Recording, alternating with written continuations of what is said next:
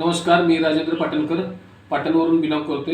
मी रियांश अमृत ज्यूसमध्ये रेखा मॅडमच्या ग्रुपमध्ये मी आहे आणि मी रियांश अमृत ज्यूसचा प्रचारक आहे.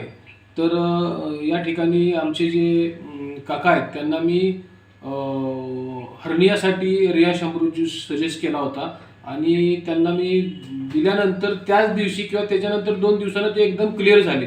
तर आता आपण काय करूया, त्यांच्या शब्दात आपण ऐकूया की ते काय सांगतात रियांश अमृत ज्यूसच्या बद्दल.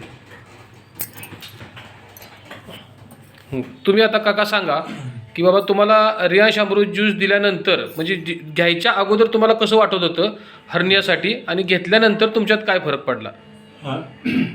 मी अचानकच थंडी तापानं आजारी असं वाटलं म्हणून पडलो. पण 4 दिवस पूर्ण संध्याकाळी सकाळी दिवस अजिबात जेवता आलं नाही मला. जेवायला पुढे जेवण आलं की माझी वांती व्हायची ज्यूस घ्यायच्या अगोदर. त्यानंतर मी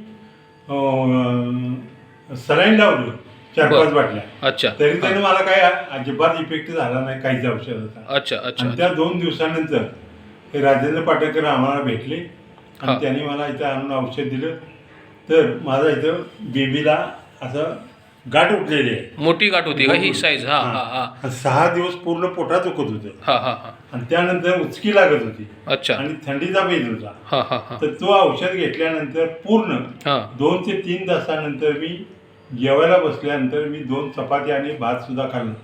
6 दिवस अजिबात जेवलो नव्हतो. छान छान छान. आणि आता ते हर्नियाचा त्रास पण कमी झाला? आता हर्नियाच्या पोटातलाही माझं पूर्ण दुखायचं राहिलेलं आहे. ओके. आणि उचकी राहिलेली आहे. अगदी छान. आणि थंडीचा पण गेला. आणि ती गाठ सुद्धा मोठी होती ती कमी झाली आणि मऊ झाली का? अच्छा अच्छा. अगदी लहान होऊन बसली. वा वा, छान छान. आता ही अजून जर 1-2-3 महिने तुम्ही ज्यूस घेतला तर ती गाठ म्हणजे ती बेबी पूर्वीसारखी दिसणार अगदी. असे रियांशला निश्चित औषध घेऊ आणि दुसऱ्यांनाही सांगू. छान. आणि रियांशला धन्यवाद द्या. रियांश कंपनीला धन्यवाद. छान. थँक्यू.